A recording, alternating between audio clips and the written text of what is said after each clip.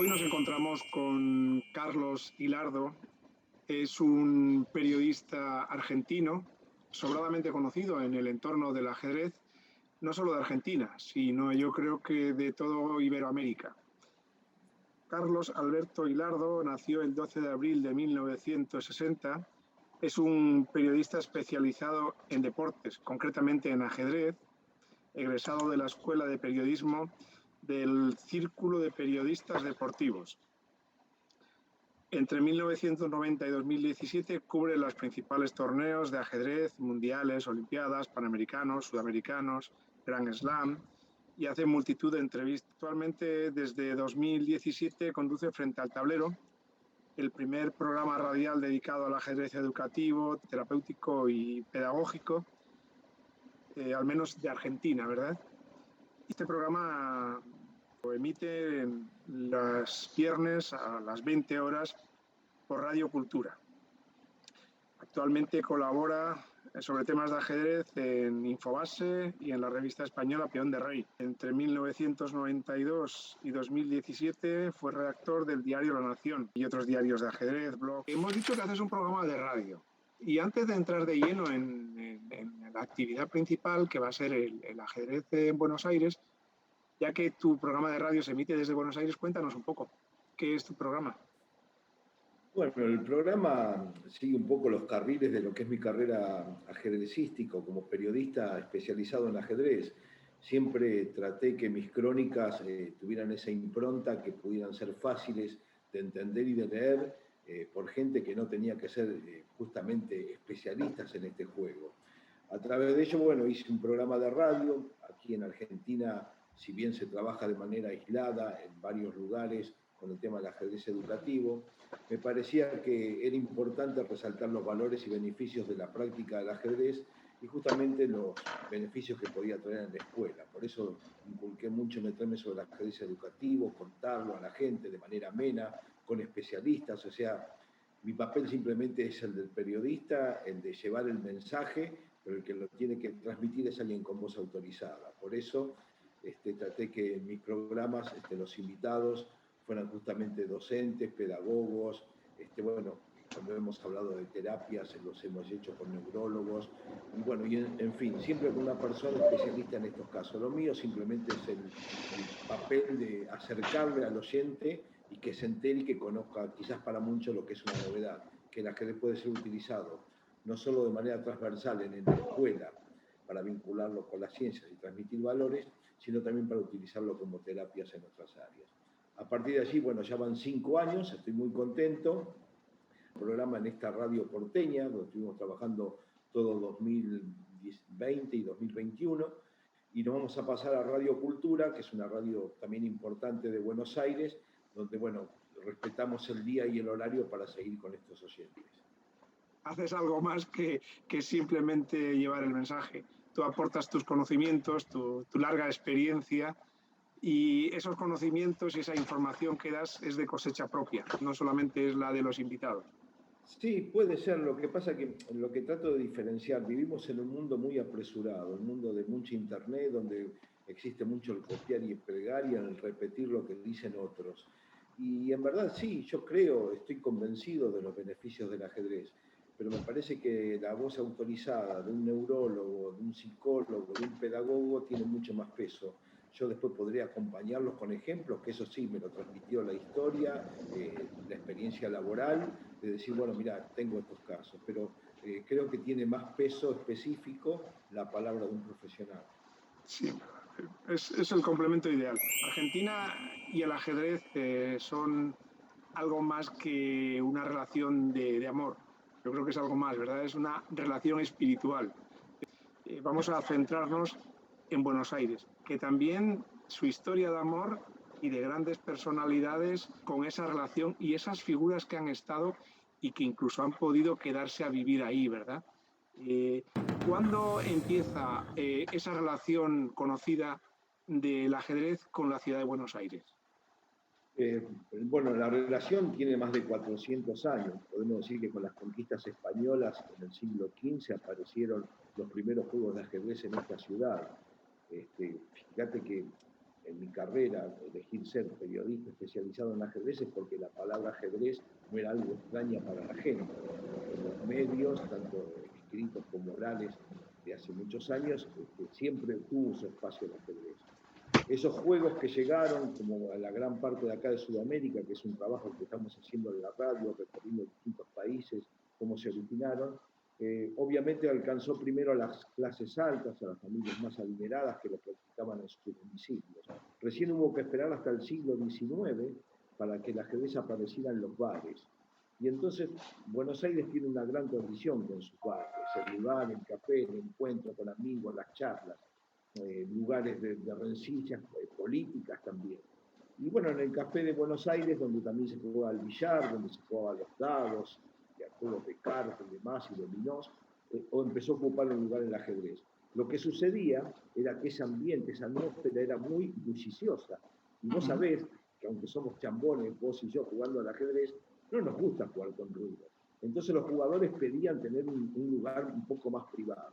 Eso dio lugar a que aparecieran las primeras salas de ajedrez. Hubo clubes, hubo un club de la alta burguesía acá, el Club del Progreso, donde se abrió en mayo de 1851 la primera sala de ajedrez. A partir de allí se empezó a pensar que, bueno, si ya tenemos una sala, ¿por qué no podemos aspirar a un club? Así que hubo que esperar hasta 1857 para que naciera el primer club de ajedrez en esta ciudad, que se llamaba Club de Ajedrez Buenos Aires. El tema fue que si bien ya el ajedrez se iba acercando un poco más a la gente, ya no solo lo practicaban familias adineradas, porque ahora también había un club, el tema era que la gente tenía que pagar la cuota. Y sabes que en ese caso han pasado casi 200 años y los problemas siguen siendo lo mismo, la gente no pagaba la cuota, por lo cual los clubes tenían muy corta vida, era efímero su paso. Y otra vez había que regresar a jugar a los bares. Bueno, de todos esos clubes que fueron naciendo entre finales de 1900, recién en 1905, el Club Argentino de Ajedrez, ya en el siglo XX, el 17 de abril de 1905, se fundó el Club Argentino, una entidad que todavía perdura, que ya lleva 116 años y que es un poco, bueno, el emblema, ¿no? El buque insignia que tiene el ajedrez argentino. ¿Por qué? Bueno, porque la historia afortunadamente es muy rica, porque como vos contabas, por los visitantes, por quienes han venido aquí a jugar, que muchas de esas figuras pasaron justamente por el Club Argentino de Ajedrez. Nació en 1905 y en 1910 se cumplían los primeros 100 años del primer gobierno patrio. Después de dejar ser una colonia española, Buenos Aires tuvo su primer gobierno patrio el 25 de mayo de 1810. Entonces el Club Argentino, 5 años después de su fundación, 1910, festejando el primer siglo, los primeros 100 años de un gobierno patrio, dijo, ¿qué fiesta podemos organizar con la tele? Y traigamos al campeón del mundo. Y así fue como Manuel Lasker viajó a la Argentina y estuvo dando acá exhibiciones, charlas, jugó con varios aficionados, con varios maestros y daba el primer paso. 3 años después, un cubano llamado José Raúl Capablanca visitaba también la Argentina y volvía a hacer los mismos pasos que hacía Manuel Lasker. Y así se fueron repitiendo. Por eso si hoy contamos desde 1886 con Wilhelm Stein, el primer campeón mundial, hasta Magnus Carlsen, que ganó el título en el año 2013, son 20 los nombres de los ajedrecistas campeones mundiales oficiales. Bueno, de esos 20, 14 visitaron la Argentina y estuvieron en el Club Argentino de Ajedrez. Mucho. Entonces, digamos que todo esto que está bien, todas esas visitas, pero a su vez, digamos que lo que ha hecho que en Argentina tenga esa predominancia el ajedrez ha sido que ha estado acompañado de acontecimientos de gran calado que han llegado al público y que han llegado a la prensa comercial, no solamente a la prensa especializada en ajedrez. Quizás el primer encuentro sería el de Alekhine con Capablanca. Exactamente, sí, hay 2 hitos que no se pueden morigerar de la historia argentina. 1927, un campeonato mundial muy atrayente por las figuras, por lo que representaba Capablanca, la máquina invencible, y el otro desafiador férreo, francés de origen eslavo, llamado Alexandre Gallet. Eso provocó un gran acontecimiento en la ciudad. No solo fue la cobertura por los principales periódicos, sino que incluso se transmitió por radio las partidas. Bueno, y eso tuvo una gran repercusión, y encima el resultado, que haya ganado el desafiador, el hombre que nunca lo había vencido a Capablanca previamente. Habían jugado 2 encuentros con 5 victorias de Capablanca y 7 empates. Ahora lo derrotaba con 6 triunfos. Porque cuando Alekhine llega a Buenos Aires, y en aquella época estaba la especialidad del periodista portuario, que era el que iba a esperar a la bajada de los visitantes de los barcos, le preguntan a Alekhine cómo va a ser para ganarle 6 partidas a Capablanca si nunca la había ganado. Y Alekhine respondió: la verdad que no sé cómo le voy a ganar 6 partidos, pero tampoco me imagino cómo Capablanca me va a derrotar a mí 6 veces. Así que se ve que estaba bien entonado el hombre, y bueno, y dio muestra de ello ganando claramente por 6-3. Bien. Luego el siguiente acontecimiento, digamos, serían las Olimpiadas, el Campeonato del Mundo, las Olimpiadas. Sí, después del Campeonato del Mundo, en segundo lugar, aparece la Copa de Naciones de 1939. Ahí ya hay un trabajo previo.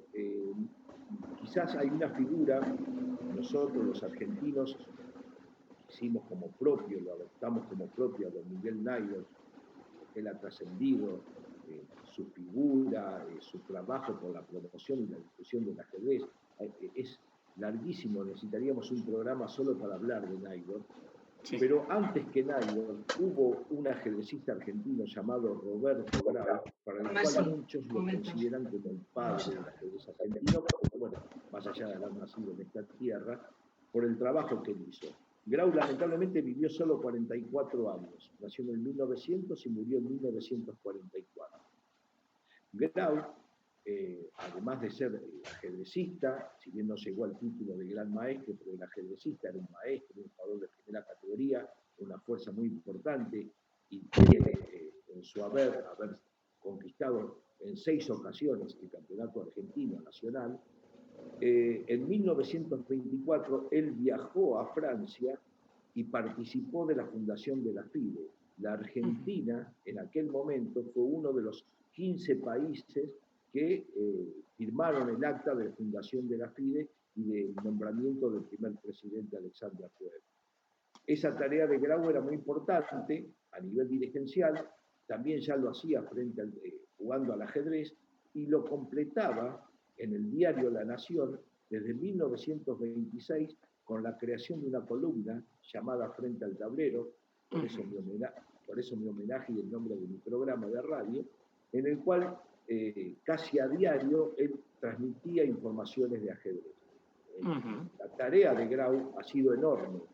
Cuando, es más, tenemos que reconocer que en 1937, durante las Olimpiadas de Estocolmo, Estados Unidos también se ofrecía a ser sede para la Olimpiada del año 39. Y la gran tarea de Grau fue convencer a la FIDE para que se llevara a Buenos Aires. Así que él también ha sido un motor para que llegara. Encima con un agravante que por ahí pocos lo recuerdan o por ahí pasa inadvertido las crónicas. El gobierno nacional le había dado la palabra a Grau de que iban a hacer el aporte necesario para los gastos del torneo. Pero cuando faltaban 6 meses, el gobierno nacional se echó para atrás y dijo: no hay plata. Y sin embargo, Grau hizo toda una campaña por el país, brindando simultáneas, organizando torneos, organizando colectas, que pudieron reunir los fondos para que la Olimpiada se llevara a cabo. La Olimpiada estuvo muy cerca de no hacerse. Es más, yo creo que la Olimpiada tuvo en algún momento una especie de acuerdo que iba a empezar en el mes de abril y después finalmente se postergó para el mes de agosto, lo cual provocó que el 1 de septiembre comenzara la Segunda Guerra Mundial y estuvieron todos los jugadores aquí en este país. Eso fue una bendición para Argentina, en cierto modo, puesto que muchos de ellos se quedaron a residir en la ciudad y en el país y a difundir sus capacidades y, digamos, compartirlas con la ciudadanía de Buenos Aires, ¿verdad? Y de la Argentina. Tal cual como lo contás, aquí vinieron 27 países a jugar en aquel momento. Hoy estamos hablando de las Olimpiadas, reúnen a 140, 150 naciones. En aquel momento vinieron 27 países Solamente el equipo inglés, una vez declarada la guerra, iniciada la guerra a partir del 1 de septiembre, cuando ya se había jugado la etapa preliminar, decidió regresar a Inglaterra y abandonar la competencia. Se quedó Vera Menke, porque se estaba jugando paralelamente a la Olimpiada, a la Copa de Naciones, se estaba jugando el Campeonato Mundial Femenino, que finalmente ganaría y sería la última vez que ella mantendría su reinado de las mujeres, porque años después fallecería tras un ataque de la aviación alemana. Sí. Finalizada la guerra y finalizado el torneo, mientras la guerra transcurría, bueno, se imagina que fue una época de bastante caos. No lo puedo aseverar, pero sí por lo que he leído. Y claro, los jugadores estaban un poco complicados de decir cómo regreso a mi nación.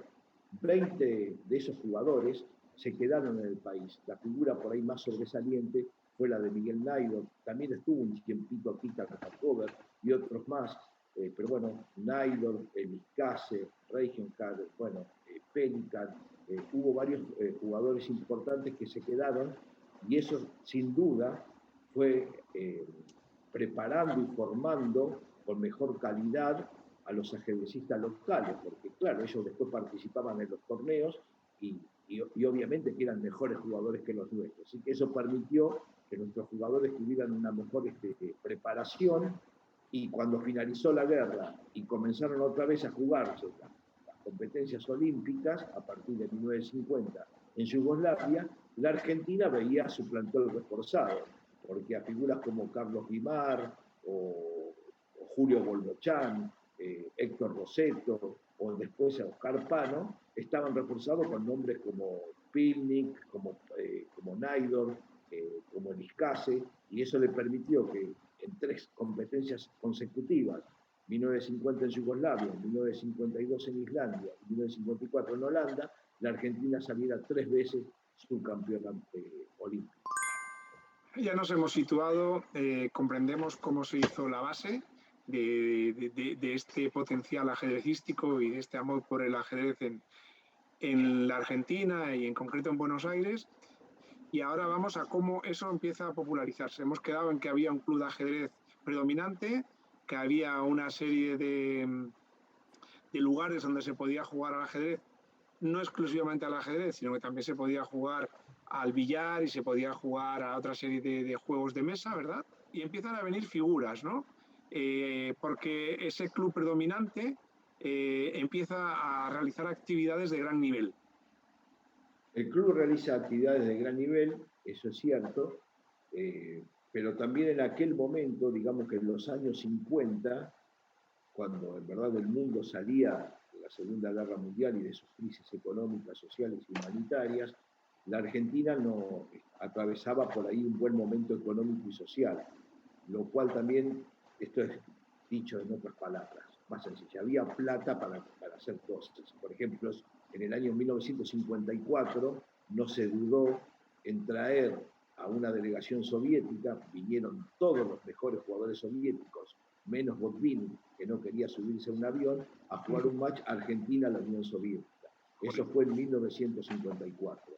Antes, un año anterior, en 1953, Argentina consagraba a su primer campeón mundial juvenil, que era Oscar Pano. O sea que desde Capablanca, el primer campeón mundial que tuvo América, ahora teníamos un campeón mundial juvenil llamado Oscar Pano, en el año 1953. Y 6 años después, en 1959, el segundo, Carlos Bielnicki. En verdad, se respiraba ajedrez, había una gran difusión del ajedrez y se iba transformando en popular. En 1959 llega a la Argentina un chico que por entonces tenía solo 15 años, que se llamaba Robert Fischer. Venía a jugar el torneo de Mar del Plata. Bueno, a partir de entonces la figura de Fischer se fue haciendo popular y muy querida aquí en Buenos Aires. Él vino en el año 59, vino en el año 60, también venía a jugar en Mar del Plata y en la ciudad de Buenos Aires. Después estuvo nuevamente en 1970, en 1971 y en 1996. Fueron 5 las visitas que realizó a lo largo de su carrera. Obviamente que el mejor momento de Fischer fue en 1970. En ese momento él jugó en Magistral Ciudad de Buenos Aires, que ganaba, cuando emprendía su carrera hacia el título mundial. Fischer estaba un poco retirado del ajedrez, había regresado en el mes de marzo o abril de 1970 para jugar aquel famoso match el resto del mundo versus la Unión Soviética, cuando él aceptó ser segundo, no primer tablero, se le dejaron el primer tablero a Bernard, se jugó en la segunda mesa para ser rival de Petrosian, que le ganó claramente, y después de eso jugó un torneo más y como preparación para lo que llegaba, él vino a jugar a la ciudad de Buenos Aires en julio de 1970. Eso todavía lo entonó, ganó ampliamente el torneo con muchísima ventaja. Y una curiosidad de ese torneo, ese torneo se juega en el Teatro San Martín. Entre los invitados soviéticos vino Smilov. Los soviéticos veían con cuidado los movimientos de Fischer y que no querían exponer a jugadores a que perdieran. Por eso había venido este jugador y bueno, Fischer a partir de ahí se transformó en una figura después ya a nivel mundial, jugando después el Internacional y ganando en Palma de Mallorca y después lo que vendría para su ciclo de candidatura. Sí, además es que él también se enamoró de la Argentina, de Buenos Aires, ¿no? De hecho, aparte de las anécdotas típicas de sus especialidades rarezas, el otro día leía una anécdota en la cual se escapó de un taxi, ¿no? Porque él invitó, ¿conoces la anécdota? ¿Me la puedes contar incluso? No, bueno, no, lo que sucede es que Fischer era todo un personaje aquí, se lo seguía mucho sus movimientos, en los programas de radio se hablaba mucho de lo que hacía Bobby, y resulta que, bueno, la gente lo iba a esperar para pedirle que le firmara algún autógrafo, y resulta que Bobby Fischer, bueno, rehuía, no le gustaba mucho esa práctica. Y el Teatro San Martín tiene dos salidas, una por la avenida Corrientes, la principal, y una salida por la calle Sarmiento, que tendría que ser el contrafrente, que es menos visitado. Entonces Bobby Fischer escapaba por esa puerta, pero la gente lo corría igual. Entonces incluso él a veces subía a un taxi, se sentaba y después abría la puerta del otro lado y bajaba y salía corriendo por la calle, para que la gente pensara que ya se había subido al taxi. Bueno, hay muchas historias,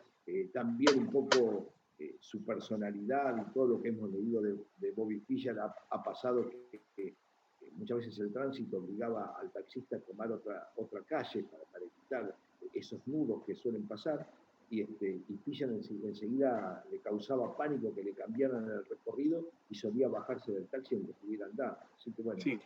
Hay muchas anécdotas. El jugador que te decía era Tupmakov.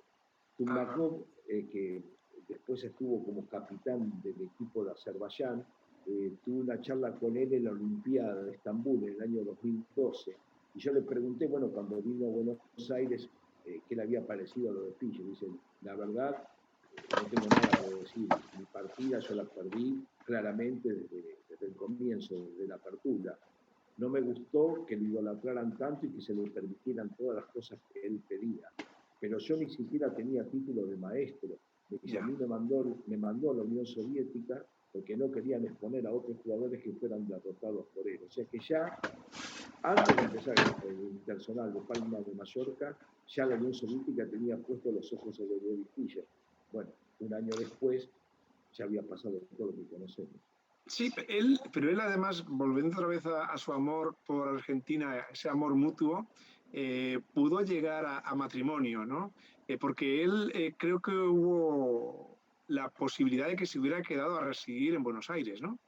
Sí, la versión que se conoce es que, esto estábamos hablando en 1970, al año siguiente, Fischer, después del Internacional de Palma de Mallorca, como todos saben, va ganando su ciclo de candidatura ante Taimanov, ante Larsen, y tiene que jugar el final de candidatura aquí nuevamente en Buenos Aires en octubre de 1971.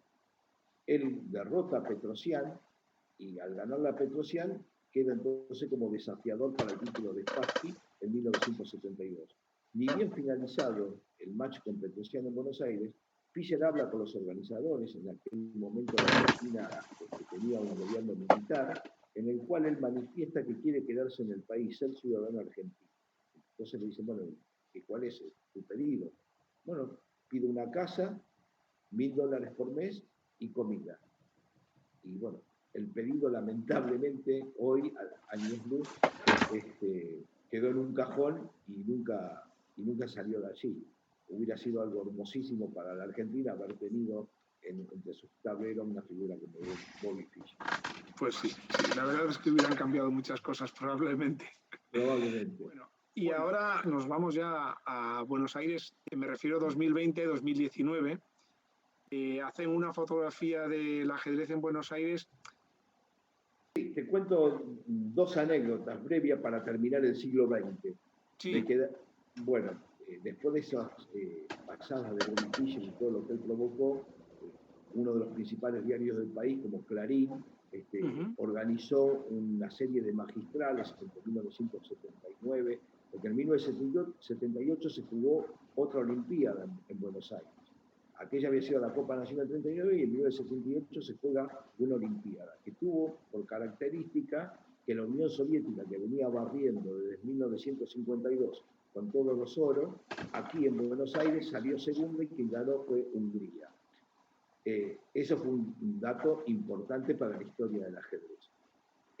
Tenemos en 1980 un match importante, otro ciclo de candidatura definido entre Korchnoi y Polugayevsky.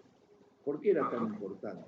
La Argentina vivía otra vez bajo una dictadura militar y nos encontramos, por un lado, con Víctor Korchnoi, el primer gran maestro exiliado del régimen soviético, contra otro representante del régimen que era Polugayevsky, con todo el condimento que había dejado el match de Baguio entre Korchnoi y Karpov. En consecuencia, esto se jugó en un teatro de Buenos Aires, de la calle Corrientes, estuvo atestada todas las partidas que jugaron Korchnoi y Polugayevsky. El bando estaba dividido, había mucha gente justamente por estar bajo una dictadura militar que estaba a favor de uno y otros, sin embargo, defendían al hombre de la Unión Soviética. Esto provocó, curiosamente, que una noche, el match estaba pactado a 12 partidas, que el día de la 12ª partida, Polugayevsky gana e iguala el match, porque iba perdiendo 6-5 y estaba obligado a ganar. Al ganar, provocó que hubiera un desempate con 2 nuevas partidas. Finalmente ganaría Korchnoi. Pero el día ese de la 12ª partida, cuando Polugayevsky derrota a Korchnoi y sale del teatro, que estaba lleno de gente esperándolo en la calle también, aquí en Argentina es muy habitual arrojar papelitos picados. Esto se ve mucho en el fútbol, cuando salen los equipos a la cancha, cuando la gente va de manera presencial a arrojar papel picado. Empezó a arrojar papel picado en la cancha y Polugayevsky quedó sorprendido, empapado en una nieve de papel picado que le cayó sobre su cuerpo. Y era algo como que ni siquiera él hubiera visto, me imagino, en la Unión Soviética. Esto lo traigo a cuenta porque en 1994, 14 años después, cuando Polugayevsky ya está con una enfermedad terminal y la Fundación Max Euwe le dice: queremos organizar un torneo en homenaje tuyo por tus 60 años, que se va a jugar de manera temática con la variante Polugayevsky de la defensa siciliana, elegí un lugar, una ciudad del mundo donde quieras que se haga. Nosotros ponemos el dinero. Y habiendo tantas ciudades, Polugayevsky dijo: lo jugamos en Buenos Aires, lo cual provocó que en 1994 Karpov, Yuri Polgar, Ivanchuk, el Indio Anand, Gata Kamsky, Valery Salov, que finalmente ganó el torneo, jugaran ese magistral en homenaje a Polugayevsky en esta ciudad, gracias a que Polugayevsky tenía un recuerdo hermoso de Buenos Aires. Además, hay que también tener en cuenta que era en 1962, en Buenos Aires, en el torneo Ciudad de Mar del Plata, había logrado su título de gran maestro. Así que tenía algún cariño especial con Buenos Aires o con la Argentina. Así que, bueno, eso fue un poco para contarte lo del siglo XX y con relación al siglo XXI, te cuento hasta el 2019, ¿me decís? No, decía que podíamos hacer para situarnos, una fotografía de 2019, que es donde el ajedrez, entiendo yo, estaba más en plenitud en este siglo, en Argentina y en Buenos Aires en particular, porque de esa manera vamos a ver lo que podía ser, porque la fotografía que vamos a ver de ahora no es la real de lo que es el ajedrez en Buenos Aires, sino la circunstancial debido a la pandemia esta que estamos sufriendo todavía, tanto a nivel oficial de clubes, federaciones y de ajedrez en la calle. Bueno, la fotografía tiene muchos matices y es muy amplia. Después de todo esto que estoy contándote a vos y a los oyentes, con lo que parecía, bueno, este fervor hacia el ajedrez, a partir de los años 90, en la última década del siglo XX, el ajedrez empieza a decaer. Esto viene con relación y acompaña una curva social y económica que tiene el país. La Argentina, a partir de los años 90, comienza un proceso donde, bueno, su economía no es de la mejor, se conocen ya los sistemas de hiperinflación, la devaluación de la moneda y otros temas, lo cual va redundando también en menos torneos de ajedrez y menos invitaciones para ajedrez. En los años 90 lo mejor que teníamos en Argentina era que don Miguel Naidoo cada 15 de abril organizaba su magistral. Como era el día de su cumpleaños, él lo festejaba organizando un magistral. Pero Naidoo muere justamente el 4 de julio de 1997 en Málaga. Y después de ello hubo 2 o 3 magistrales más que hizo la familia y después finalmente se perdió. Esta curva de caída social y económica redunda también en el ajedrez. Primero porque la gente empieza a tener dificultades para pagar su cuota del club. Segundo porque la salida a jugar al ajedrez después de trabajar todo el día ocasionaba también un gasto, tener que cenar afuera. Y luego también venía vinculado un tema de seguridad que iba azotando al país, lo cual la gente tampoco quería andar por ahí de noche por la ciudad. Sí, por las calles principales podías transitar, pero por otras calles no era tan seguro caminar. Y terminar un torneo de ajedrez a las 12 de la noche o 12 y media y regresar a tu casa muy de madrugada, digamos que no era para todos bien visto. Eso va provocando una caída de la actividad. Y si faltaba algo para asestarle un golpe, esto por cuenta mía sí, es la impericia o la incapacidad o la falta de idoneidad que tuvieron los dirigentes a cargo durante esos años. Yo creo que desde 1990 hasta el año 2013, bueno, fueron 23 años de desaciertos constantes, de maltrato a los jugadores y de falta de ingenio para rescatar a esta actividad. La Argentina fue perdiendo posiciones, el ajedrez fue perdiendo posición. Con la época de don Miguel Naidoo, nosotros en el principal diario del país, los días sábados teníamos 2 páginas dedicadas al ajedrez y luego se redujo a una mención de 4 líneas. Y así sucesivamente se fueron perdiendo un montón de cosas. Llegamos al año 2013 con un ajedrez prácticamente destruido, con jugadores que iban abandonando su carrera, los que tenían suerte o dinero o tenían posibilidades viajaban al exterior, hubo muchos que se fueron justamente para España, otros directamente procuraron hacer una carrera profesional y el ajedrez argentino llegó a estar, no sé, ocupar casi un puesto 69 en una olimpiada, lo cual, bueno, hablaba el retroceso que habíamos tenido y mientras veíamos que otras naciones surgían.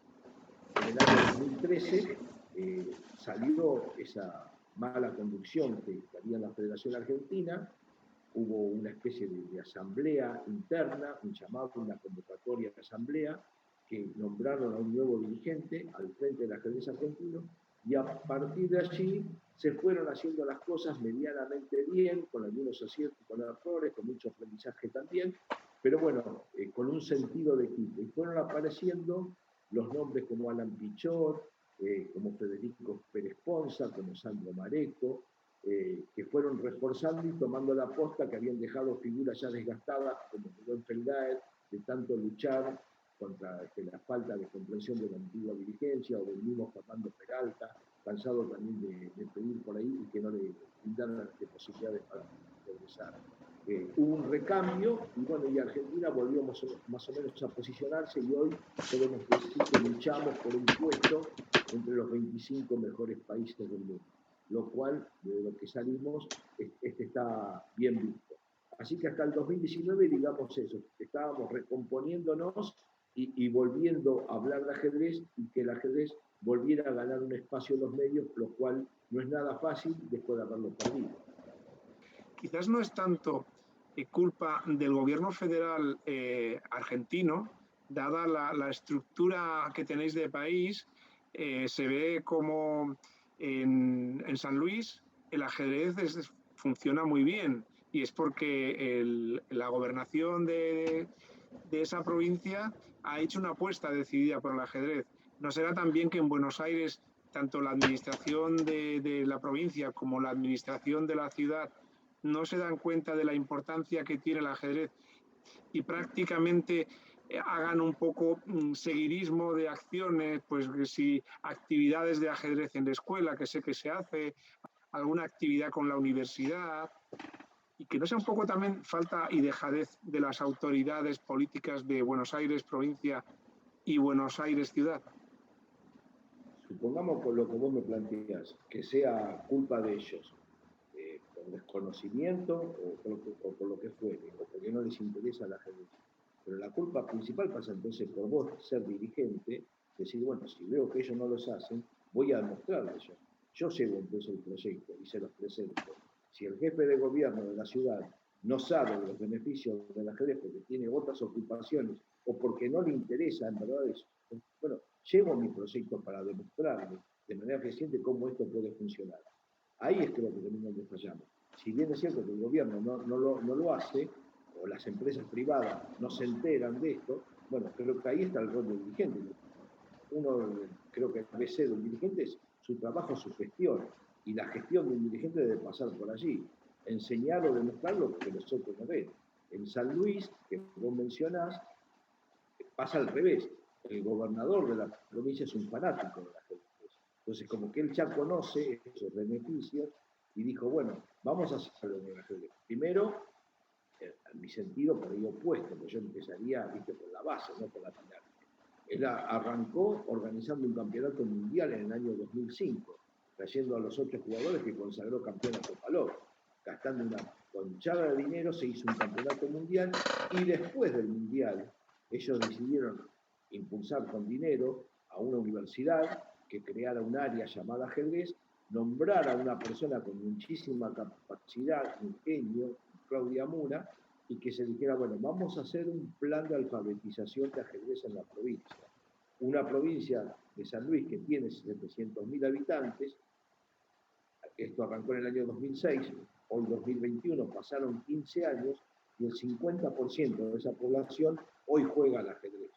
Eso es un trabajo que ha hecho Claudia, que no solo fue en el área educativa, se llevó el ajedrez a las escuelas, sino también se llevó a las cárceles, se llevaron a centros más necesitados, y bueno, hay un trabajo social importante con el respaldo del gobierno.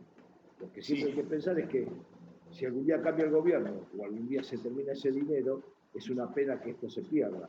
Hay que salir a buscar algún sponsorio, algún auspiciante privado, para que si el día esto afloja la ayuda, porque a lo mejor el día de mañana el gobierno tiene otras necesidades que son más importantes, bueno, sería importante que alguien lo pueda respaldar. Así como San Luis, hay decenas de casos en el país de gente que son ellos los que impulsan algo. El famoso ajedrez educativo que se habla en Argentina no es tan grande como se cree del lado de afuera, pero sí existe gente capaz que cree en esto y que impulsan y que consiguen que en varias escuelas y establecimientos educativos los chicos aprendan ciencia a través de un juego de ajedrez. Pero son porque son los impulsos individuales que hacen. Es una pena que eso el día de mañana se pierda. Acá la jugada principal es llegar al Ministerio de Educación de la Nación, mostrarle, exhibirle todos los estudios científicos que respaldan esto, para que el Ministerio de Educación diga, bueno, tiene que haber un coordinador de ajedrez nacional en el país y que se ocupe para que en todas las escuelas pase esto. Pero bueno, otra vez, hay problemas de gestión. Es un tema complicado. Yo, de todas formas, la experiencia que tenemos nosotros de colaboración con San Luis, con la ULP, con Claudia Mura y todo su equipo, con Gabriel y demás, que son un equipo amplio, es fantástico, ¿no? Y lo que hicieron, yo creo que empezaron bien, ¿no? Porque tienes que hacer algo fuerte, como un campeonato del mundo, que no es cualquier cosa. Además, ese campeonato del mundo yo creo que ha sido poco explotado comercialmente porque tiene una serie de características que lo hacen único, ¿verdad? La forma en que se jugó, que es la primera vez que se ha jugado una mujer una final de un campeonato del mundo, la primera, la única, ¿no? Tiene una serie de características que la hacen especial y que son merecedoras incluso de una pequeña película o de un libro, de algo más, ¿no? Yo creo que requiere documentales y demás. Pero volviendo a lo nuestro, yo creo que en Buenos Aires, por supuesto que hay que hacer lo que tú dices, que llevar a las autoridades ideas, ¿no? Ideas y proyectos. Sí, sí, yo creo que tenemos un déficit muy grande a nivel dirigencial. Aquí sucede en muchos casos, en muchos clubes, que se manejan con el esfuerzo, se dice a pulmón. Hoy en día lo que pueden pagar de cuota a los socios es muy baja, por la razón que te dije antes, que esta curva que ha pasado el país, y sus dirigentes tratan de administrar el día a día como se puede, y yo creo que esa no es la manera, ¿viste? Falta tener una visión más grande, más amplia, que el club no sea solamente para que se junte la gente a jugar un ping-pong y estén hasta las 2 de la mañana jugando en una mesa una partida de ping-pong. Yo creo que hay otras áreas para mostrar. Un club podría tener su área de matemáticas y ajedrez y acercarlo por otro lado. Bueno, yo sé que hay ajedrez con cabeza en España, están haciendo un trabajo importantísimo que sería un espejo fantástico para replicar acá. Pero no es el único club que tiene ese tipo de actividades que son socioculturales. Hay clubes importantes en Barcelona y, por ejemplo, en el País Vasco también. En muchos lugares están saliendo lo que son clubes de ajedrez que hacen muchas acciones sociales. Y que vamos a hablar de Chess Magic en Mérida, en Badajoz. Nosotros consideramos que tienen el proyecto social y terapéutico más importante del mundo, ¿no? Son un ejemplo aquí en Alemania, en Estados Unidos, en todos los lugares, ¿no?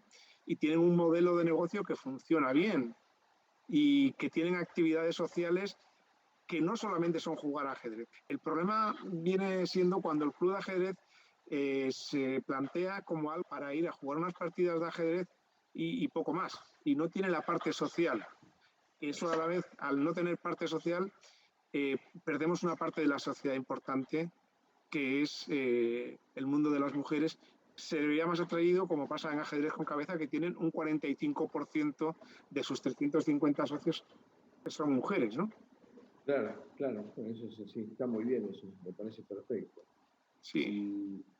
Pero igualmente hay que hacer y sentarse como ajedrecista, cuando uno tiene que evaluar la posición y decir, bueno, viste, saber perfectamente si evaluarla si está bien o está mal, no engañarse.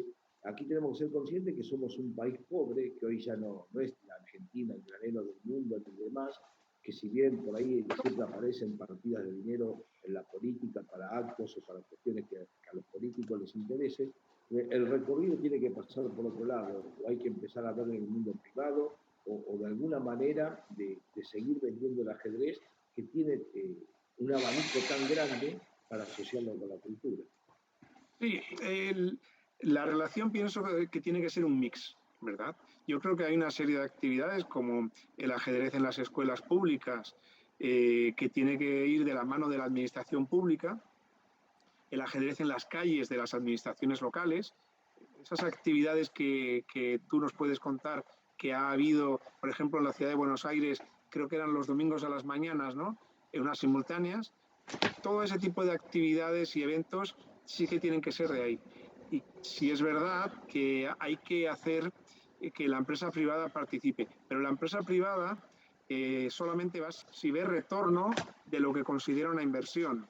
Y eso tenemos que facilitárselo nosotros y vosotros, los medios de comunicación. ¿Cómo trata la prensa generalista el ajedrez ahí en la ciudad de Buenos Aires hoy en día? Y ahora, en verdad, viste, el mundo del periodismo atraviesa toda esta crisis que el papel se ha ido perdiendo, el mundo gráfico, y que todo pasa un poco más por la inmediatez de Internet, viste, los mismos diarios con sus ediciones online, bueno, mucho video, muchas imágenes. En verdad, el ajedrez pasó su época dorada, que fueron la segunda mitad del siglo XX. Eh, y luego sumado, como te contaba, por la mala gestión de los presidentes, las noticias salían de que siempre eran bajas, quejas de jugadores, la falta de condiciones, torneos que se organizaban con condiciones muy caras para participar, los chicos que iban abandonando. Con el tema de la nueva gestión de la federación y la conquista de algunos certámenes importantes por parte de nuestros jugadores, la conquista de un campeonato mundial sub-16 por Alan Pichot en el año 2014, fue restableciendo otra vez que el ajedrez volviera a aparecer en la prensa. No es lo ideal, creo que deberíamos, siempre uno apunta a querer estar mejor, y ahí hay mucho trabajo por hacer de parte de la prensa. Sobre todo, yo a veces también critico, lo hago a veces con la Federación Internacional, porque más allá de que si la Argentina fue bendecida, que tantos campeones mundiales vinieran al país, hoy se ha perdido eso, yo noto que se perdió eso, que los campeones mundiales visitaban los países, iban a jugar más torneos. Hoy la actitud de Carlsen, que si bien es intocable, intachable como ajedrecista, me parece que él tiene mucho por hacer como embajador de este deporte. No puede ser que Carlsen no venga a América, no puede ser que Carlsen vino en el año 2014 a América o a Sudamérica porque se jugaba un campeonato mundial de fútbol en Brasil. Él tiene otra condición de ser campeón mundial y visitar por lo menos estos países de Sudamérica o de América Central, donde hay una historia de más de 100 años, de 200 años jugando al ajedrez. Eso no ayuda, y digo porque a veces me pasaba en el periódico hasta donde trabajaba, que era más fácil decirle a mi jefe, mirá, Korchnoi con 85 años jugó tal torneo y estuvo entre los primeros puestos, hablemos de esto, que si le decía, mirá que hay un jugador fantástico llamado Nakamura o llamado Caruana, porque como que no los conocían, ¿viste? Quedó la imagen de aquella vieja guardia de los Korchnoi, los Kasparov, los Karpov, los Spassky, que viajaban, Luboyevich, que visitaban y jugaban torneos por todas partes. Eso se perdió. Yo hoy estoy un poco en contra de toda esta locura, respetado y dicho entre comillas, porque hay una pandemia y no había otra posibilidad. Pero solamente organizando torneos blitz y por internet, creo que con eso no difundimos tanto. Se pierde el alma del ajedrez se pierde. De todas formas, que estoy de acuerdo en lo que estás diciendo, de que tiene que haber una mayor difusión, pero también creo que para la población, digamos, que no es del mundo del ajedrez, es más importante que vaya Kasparov, Karpov, por ahí. Y luego las grandes figuras que tenéis. El otro día entrevisté a Julio Granda. Julio Granda es una figura mediática. Claudia Mura, hablábamos el otro día, antes hablábamos, la mencionábamos. Claudia es una figura muy conocida a nivel mundial. No, sí, es entendible eso, pero yo creo que ellos tienen una obligación, y esa obligación, o sea, de la misma manera que la Federación Internacional tiene una obligación de mirar a este continente y decir, no puede ser que desde 1978 no se haya jugado una nueva Olimpiada en América, que siempre se mire para otro lado. Entendemos que esto es un negocio, que esto es por dinero, que se necesita mucho dinero para organizar una Olimpiada, pero no puede ser que de 1978 hasta ahora no se haya organizado, cuando hubo momentos que se pudo hacer. Pero bueno, yo creo que la Federación Internacional no mira mucho esta parte del continente. Sí, pero quizás estoy equivocado, ¿eh? La propuesta y la petición de llevar y ser sede nace de las ciudades y las federaciones locales. Si ahí no hay ninguna federación que solicite a la Federación Mundial de Ajedrez, a la FIDE, el ser sede de un evento de primer orden, la ciudad no pone los medios. Yo te doy con palabras fundamentadas que hubo peticiones y no se escucharon. Y al menos Buenos Aires mismo, en Turín, en el año 2006, se presentó para ser sede en el 2010, y sin embargo la Olimpiada se la dieron a Canti-Mansi para el 2010 y se realizara allí. Y bueno, bienvenido al mundo, hablo un poco te lo digo con mucho respeto, porque lo que decís me sonaba con mucha ingenuidad, bienvenido al mundo de la política de la FIDE. O sea, ellos ya tienen quién va a ser su candidato y quién va a ganar. Argentina fue una elección donde ya se sabía de antemano que no iba a ganar, que ganaba Canti Mansip. ¿Por qué? Porque ya estaba de acuerdo con la FIDE en aquel momento el presidente, que era justamente Inuncinov, que manejaba a Canti Mansip para llevar la Olimpiada para Brasil. O sea, pasó a ser un negocio para ellos. O sea, que cuando tuvieron la oportunidad de dar un ejemplo y decir, bueno, este año no pensemos en el negocio, vamos a dárselo a América, aunque tengamos que caer otra vez en Argentina, que ya había organizado 2 Olimpiadas, pero vayamos al continente, tampoco lo hicieron. Y así pasa con un montón de actividades. Eso es muy malo. Tenemos malos dirigentes nacionales, pero tenemos aún una mafia peor a nivel internacional. Hablo por FIDE América y hablo por la Federación Internacional. O sea, la Federación Mundial actual, ¿tú crees? Lleva poco tiempo en el cargo, ¿no? Sí. Y además bueno, es muy amplia, ¿no? Creo que son 11 vicepresidentes, 11 cargos de vicepresidentes y otros 4 o 5 vicepresidentes honoríficos, ¿no? Tiene un amplio abanico de dirigentes. Entonces, ¿tú crees que no está haciendo en este momento, no ha hecho un giro con relación al anterior, mantiene los vicios anteriores a nivel de difusión del ajedrez? Y la Federación Internacional ha tenido poca injerencia en América. La FIDE América sigue siendo manejada por Jorge Vega, un cubano radicado en México, que históricamente ganó sus elecciones comprando los votos de los países bajo una amenaza. O sea, o me votás a mí, o no tendrás panamericanos, no tendrás continentales, no tendrás sudamericanos, ni nada. Entonces, bueno, tiene el rehón a los votos de las federaciones de cada país de Sudamérica y por eso consigue su reelección. Fíjate que pide Volkovich en su candidatura, en su ticket, donde lo consiguió para ser ahora el presidente de la FIDE, no tenía un representante para América. Nadie compitió contra Jorge Vega y siguió Jorge Vega, que era hombre que ya venía con Illuminor.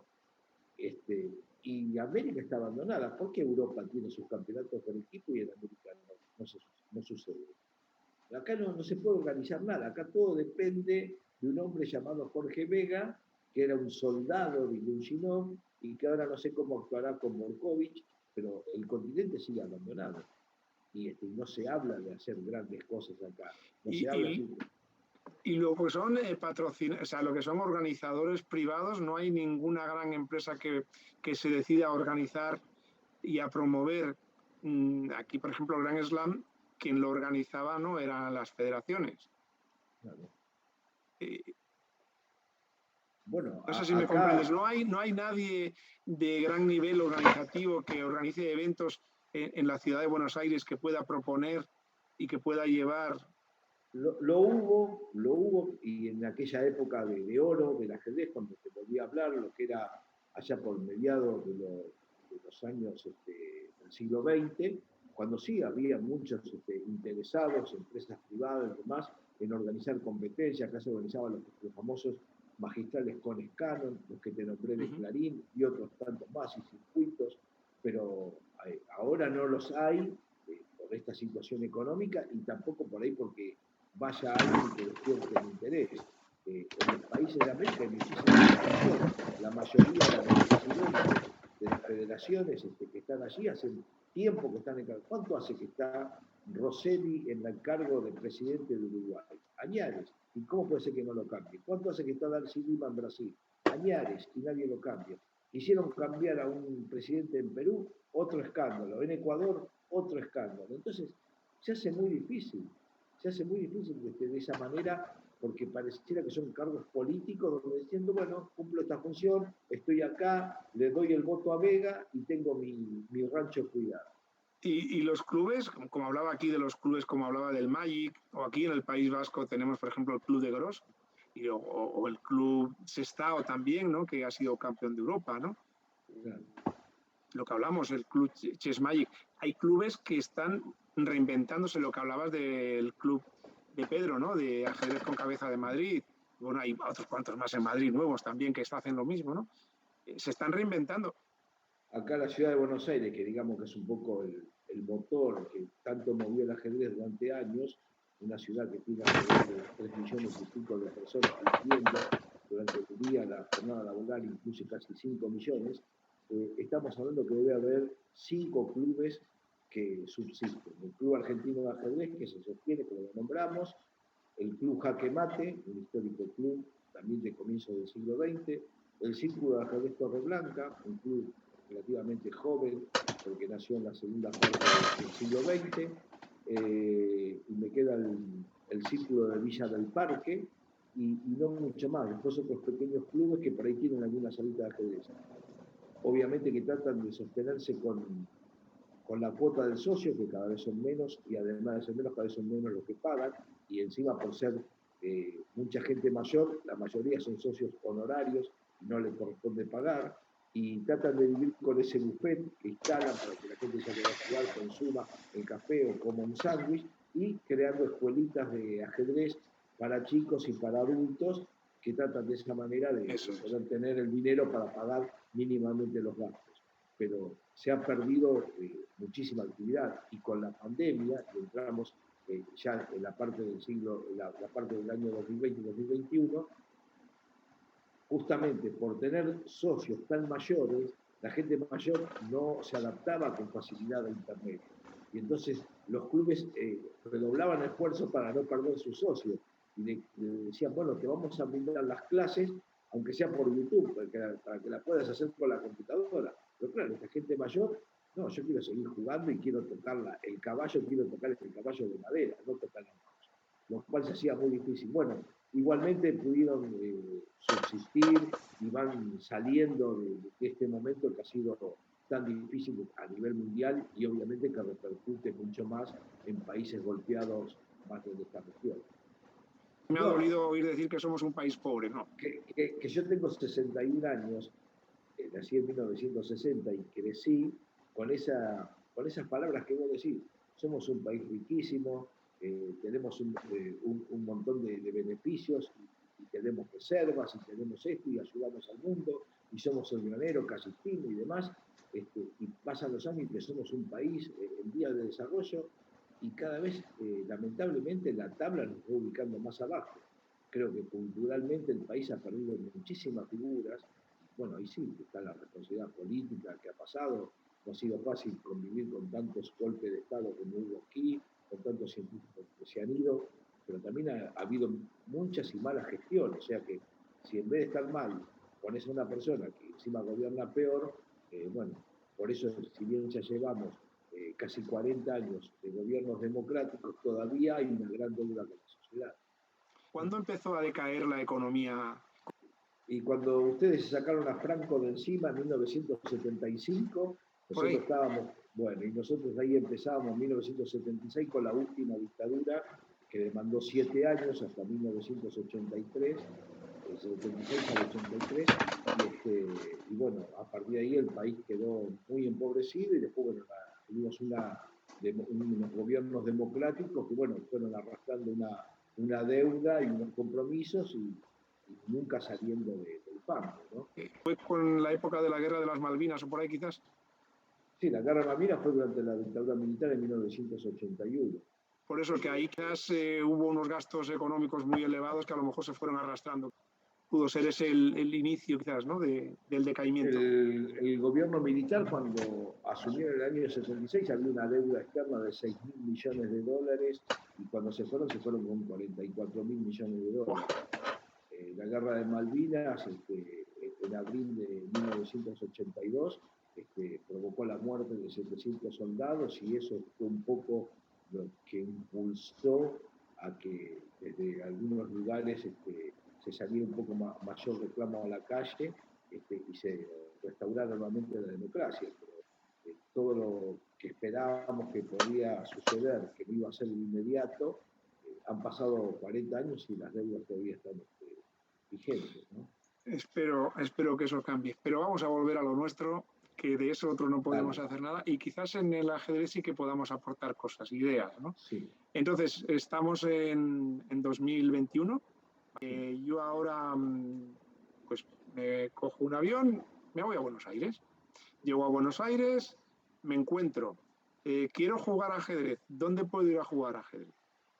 Bueno, tenés los clubes que te nombraba de la ciudad de Buenos Aires, por ahí estos 4 o 5 principales, como el Club Argentino, el Club Jaque Mate, el Círculo Torre Blanca y el Círculo Villa del Parque, que son 4 barrios de la ciudad, donde, bueno, así podés practicarlo, podés incluso tomar clases, y jugar torneos abiertos. Aquí es habitual que en Buenos Aires, durante los días de semana, lunes, martes, viernes, se jueguen torneos, o sea que no es que llegás a mitad de semana, bueno, podés jugar igual algún torneo antes del fin de semana.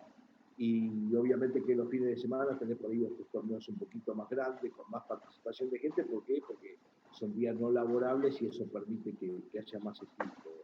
Y bueno, ahí la actividad la tenés, no tendrás las grandes figuras del pasado participando del torneo, pero sigue habiendo una fuerte base de maestros internacionales que juegan en esos torneos y que, bueno, para el aficionado, para el que quiere progresar, tiene la posibilidad de mejorar su juego. Las Bien. plazas, las plazas de la ciudad también. Aquí veíamos el trabajo de Molina, el español Molina, que está en Holanda, implementando mesas de ajedrez en distintas plazas. Bueno, acá es casi habitual que cuando se levanta un parque o una plaza, tenga su espacio de recreación las mesas de ajedrez. Así que hay algunas en la ciudad, la más conocida, el Parque Rivadavia, el Parque Centenario, el Parque Los Andes, donde están las mesas de ajedrez, no solo para sentarte y tomar un mate, algo que es habitual aquí, no agarrar un mate y la bombilla y tomar, sino que también podés jugar tu partida de ajedrez de manera gratuita, no por dinero, como por ahí puede estar acostumbrado alguno que viaja a Nueva York y dice, no, yo en el Central Park juego por las monedas. No, acá lo hace simplemente de manera amistosa. Y por ahí lo que se ha perdido en los últimos años ha sido el tema de librerías de ajedrez. Antes había un mayor número de librerías para la compra de artículos. Hoy esto se redujo mucho a la venta por internet y en los clubes, por ahí sí lo que existe es material, la bibliografía especializada para el ajedrez. Uno debería ir a los clubes. O sea, digamos que yo llego ahí y puedo lo que es primero jugar a ajedrez federado. La federación tiene una Sí, serie de eventos, los clubes organizan también sí, sus eventos. Eso en la ciudad de Buenos Aires. Eso no me va a faltar el mundo federado. Como aficionado también habrá sus torneos de club, torneos en la calle. Puedo ir a un parque y habrá 4 o 5 parques de esos 50 parques sí, que hay sí. mesas de ajedrez en las cuales podré encontrar a alguien con quien jugar. Si quiero apostar para jugar ajedrez oficialmente, no hay ningún sitio, puede que haya algún sitio por ahí escondido, pero lo que es donde uno pueda saber que puede ir a jugar y apostar, como se hace en Nueva York No, o en otras ciudades, no. ahí no se puede hacer. Ahí evitás, podés llegar a jugar por dinero de manera solapada.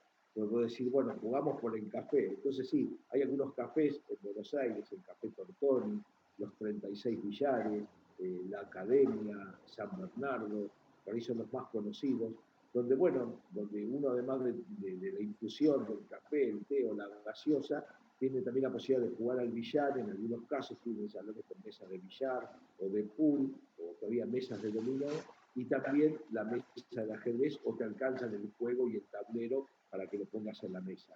Todavía esa costumbre se sigue realizando, y en ese caso sí, muchas veces pasa, jugamos por el café, jugamos por el sándwich, jugamos por la gaseosa, de esa manera un poco más solapada y no poniendo el dinero que te juego por plata. ¿Y cuál de estos establecimientos son que tengan una mayor historia y que hayan pasado figuras relevantes por ellos? Y bueno, por el Café Tortoni fue creado en el año 1858 y sigue respetando su lugar sobre la Avenida de Mayo. Eh, Cuando se jugó el Campeonato Mundial de 1927, Uh-huh. la sede del club argentino se ubicaría aproximadamente a unas 10 cuadras del Salón Tortoni. Y según han contado algunos historiadores y hay novelas también al respecto sobre ello, hay una de Gil Álvarez, un cubano que escribió Perdido en Buenos Aires, donde, bueno, además de lo que está en esa novela, también hay otros libros de historia, José Raúl Capablanca solía muchas veces, después de jugar sus partidas con Alekhine, salir a caminar por Buenos Aires, a veces lo hacía por la Avenida de Mayo, e ingresaba ahí al Café Tortone, porque había un plato especial de comida que era el puchero. El puchero es un plato tradicional de acá de Buenos Aires, y Capablanca solía ir ahí y había gente jugando al billar, jugando a las cartas e incluso al ajedrez. Hay hasta alguna anécdota que un día Capablanca pasó y vio a dos personas jugando y alguien le dijo, sin conocerlo, que era Capablanca, ¿no? ¿Y usted qué jugaría acá? Y yo jugaría tal cosa, dijo Capablanca. Y el hombre quedó sorprendido ante esa jugada que le había dicho Capablanca. Ah, pero usted juega tan bien como Capablanca. Muy bueno. Se lo había dicho a José Raúl.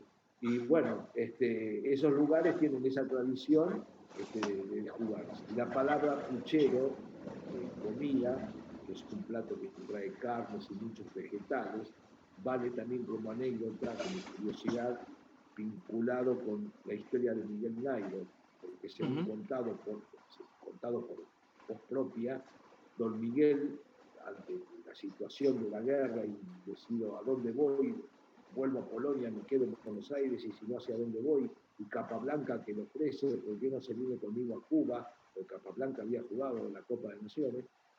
Don Miguel Nairo se encuentra con un polaco en Buenos Aires, nunca pude averiguar el nombre, el apellido polaco, y esa persona charlando, Nairo dice, ¿cómo van las cosas acá? Y dice, no, acá dice, trabajando ganás para el puchero. Y Nairo pensó, si en Europa la gente trabaja para ganarse el pan, y en Buenos Aires trabajan para ganarse el puchero. Entre el puchero y el pan, me quedo con el puchero. En Buenos Aires. Muy bueno, muy bueno. Esa fue una bonita anécdota, sí. Y luego, a nivel cultural, estando ahí en Buenos Aires, si quiero ver, yo qué sé, por ejemplo, la mesa en la que jugó Capablanca con Alekhine, entonces, ¿dónde podría ir?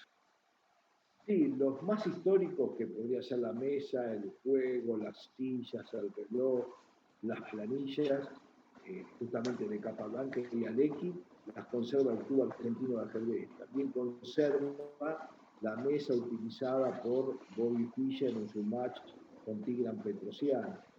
Por ahí existen, hay coleccionistas, algunos mantienen los juegos o alguna mesa utilizada en la Olimpiada del 78. Yo he recorrido por ahí el interior del país y por ahí me he encontrado que Alekhine había ido de visita a la ciudad de Tandil, una ciudad que está un poco alejada, supongo que debe haber, no lo sé con precisión, pero no sé si tengo que equivocarme, pero sí más de 300 kilómetros de la ciudad, y en un club de Tandil había una mesa que habían hecho diseñada especialmente por la visita de Alekhine, y bueno, y el hombre fue y jugó en esa mesa, y bueno, ese tipo de cosas se conservan.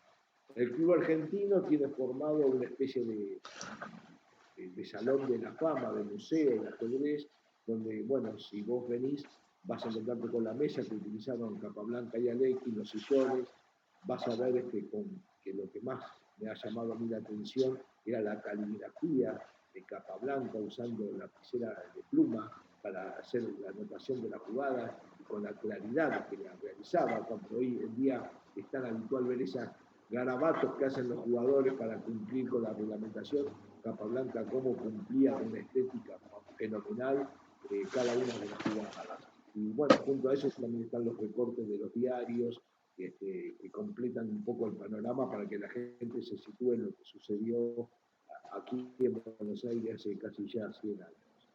Entonces hemos quedado en que nos vamos a Buenos Aires, podemos competir los torneos oficiales, podemos competir en las plazas, podemos competir en las cafeterías. Sí, todavía tenemos lo que yo a veces llamo cariñosamente el último bronce, ¿no? Oscar Pano, ¿no? Una persona con una tan rica historia ajedrecística, con tantos años de competición, prácticamente ha conocido, los ha tratado y hasta ha sido rival de la mayoría de los grandes jugadores de la historia del ajedrez. Entonces, bueno, tenerlo a Pano, falleció hace unos años ya Roseto, que también era un gran maestro muy querido. Aquí falleció Larsen, Larsen se casó con una mujer argentina y estuvo registrado aquí en los últimos 30 años prácticamente en Argentina. Entonces, bueno, era un gusto ir y charlar con Larsen, y escucharlo, conocer su opinión sobre el ajedrez. ¿Y cómo ves ahora? ¿Cuáles son los torneos que hay de relevancia en Buenos Aires? No, ahora no hay grandes torneos de relevancia, no hay. No. Y creo que, viste, el tema de la pandemia cayó justo como para que no se hable del tema y seguramente volverán. Yo creo que por ahí puede haber un gran torneo abierto. La legislatura de la ciudad, o sea, hablamos propiamente de la ciudad de Buenos Aires, Sí. hubo un legislador que era del Partido Socialista, el señor Roberto Laporta, que allá por el año 2005, cuando el club argentino cumplía su centenario, tuvo la idea de organizar un torneo de ajedrez que fuera justamente avalado por la legislatura de la ciudad de Buenos Aires. Mira. Y bueno, como vos llamas el ayuntamiento, lo que se hizo efectivo fue que a partir de 2010, todos los años, generalmente para fin de cada año, se organiza un torneo abierto con todo el costo a cargo de la legislatura. Torneos con quizás el que más premios efectivo paga y que ha arrojado inscripciones como máximo hasta 500 jugadores, porque ya no había más salones, porque se jugaba en la propia legislatura, hasta con 500 jugadores participaron. Han ganado figuras importantes, como Gilberto Hernández de México, García Palermo, que es justamente el último ganador de este torneo, lo que se hizo de manera presencial, lo cual permitía que, bueno, no solo los maestros vinieran interesados porque había buenos premios, sino que también muchos aficionados se anotaban porque el lugar era muy lindo de conocerlo, de ingresar al Palacio de la Legislatura, a su Salón Dorado y poder jugar allí. Y bueno, también tenía ese carácter inclusivo que al ser gratuito y con interés que esto tuviera mayor difusión, ajedrecistas ciegos o con distintas capacidades participaban y bueno, se transformaba en una gran fiesta de ajedrez. Es el torneo que ha quedado de manera anual. Y lo que es un torneo cerrado, por ejemplo, con una serie con 7 o 8 figuras relevantes, pero no se plantea algo. Sí, quizás ahora el tiempo, la época de pandemia, frena un poco todos esos proyectos, pero igualmente yo a veces creo que sobran ideas hay. Lo que no hay es el contacto de llegar al político que decida, bueno, voy a acompañar a esto, o a la empresa privada que diga, voy a poner el dinero para este proyecto. Eso es lo que por ahí es lo más difícil. Por eso faltan los torneos cerrados. Existen ajedrecistas, maestros como Ariel Sorín, que es un gran maestro argentino, que fue campeón argentino, que fue representante olímpico. Él tiene su propia empresa y él organiza de manera anual un torneo que lleva el nombre de su empresa, Gráfica Yael, que arranca con un torneo abierto, que el ganador clasifica al IRT, del IRT los dos mejores pasan al ITT y el campeón del ITT entra al torneo de maestros. Pero obviamente con jugadores, aunque tengan el título de maestro, no de gran trayectoria o muy reconocidos, no los jugadores top, pero bueno, por lo menos respeta y maneja esto ya desde hace más o menos unos 7 o 8 años. Ese es un torneo por ahí fijo del calendario. Después lo que ha quedado es el campeonato argentino, que sí reúne a los mejores jugadores del país para determinar y conformar los equipos olímpicos. Y en la ciudad de Buenos Aires, esa pregunta que hacía antes Velada, ¿las mujeres qué participación tienen en el ajedrez? Y ese es menor las mujeres. Te puedo decir que desde 1936-37, que se organizó el primer campeonato argentino femenino y que se hizo casi por obligación, porque como venía la Olimpiada del 39 y se iba por el Mundial Femenino, había que tener una campeona argentina. Si bien se mantuvieron después los campeonatos, siempre el número de participantes mujeres era menor. Y recién a partir del año 2010 hubo una fundación, la Fundación Marcel Duchamp, que manejaba el abogado Eduardo Mochero, que él creó el torneo 10 Reinas. A partir de ahí tuvo un impulso en las mujeres y esa fundación se encargaba incluso de auspiciar para que las ajedrecistas tuvieran la posibilidad de viajar. Y cuando había una olimpiada también se hacía cargo de los gastos y los viáticos de las jugadoras. Bueno, creo que últimamente las cosas entre la Fundación y la Federación Argentina no anduvieron bien porque la Fundación después decidió radicarse en Uruguay y he perdido un poco el contacto de lo que están haciendo. Y luego lo que es a nivel de organizaciones, de actividades, de clubes, de participación, o sea, el ajedrez femenino no tiene la repercusión teniendo a personas como Claudia Mura. Para mí es una personalidad, ¿no? Claro. Bueno, Claudia Mura, sí, o sea, es en verdad el estandarte, la mejor ajedrecista de la historia del ajedrez femenino en Argentina. Después intentó tomar la posta Carolina Luján, que también ha conseguido grandes actuaciones, pero en verdad el respaldo, el acompañamiento de mujeres ha sido muy baja comparado siempre con los varones. Y las actividades, como se hace, por ejemplo, aquí en la Federación Española de Ajedrez, la Liga, por equipos, obliga a que haya una mujer en el equipo. ¿Hay alguna actividad similar? Porque, o sea, que ahí sí se está haciendo también ese trabajo de ir haciendo que jueguen con sí. la liga estándar, ¿verdad? Sí. Sí, cuando estaba la anterior gestión de la federación, esa que nombramos que causó tanto daño al ajedrez, como para hacerle un poco de sombra y tratar de atraer a los jugadores, se había creado la Liga Nacional de Ajedrez. Dentro de la Liga Nacional de Ajedrez, esta entidad aglutinaba torneos rápidos, semirápidos, torneos pensados, e incluso torneos por equipo y una liga femenina.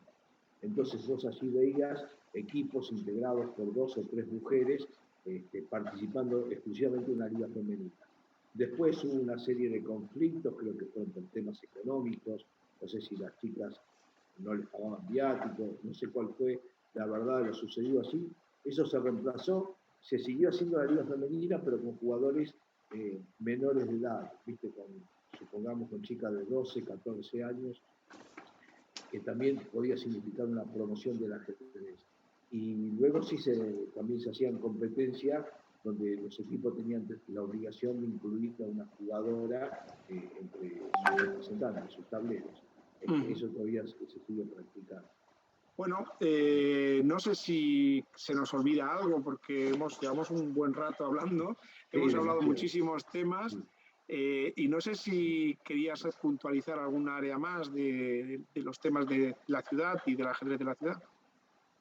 No creo creo que tocamos bastantes temas por ahí, quedan por ahí para contar historias y anécdotas que pueden hacer más atrayentes las cosas, pero no, creo que esta es la realidad. O sea, la Argentina en algún momento fue cabeza del ajedrez sudamericano, hoy está a la par de otros países, por ahí lo que nos queda un poco es el legado, esa cultura, y como te decía antes, hoy aquí en los noticieros, en los diarios, en las radios, es habitual que en el lenguaje del periodista utilice palabras del ajedrez para asociarla a su idea.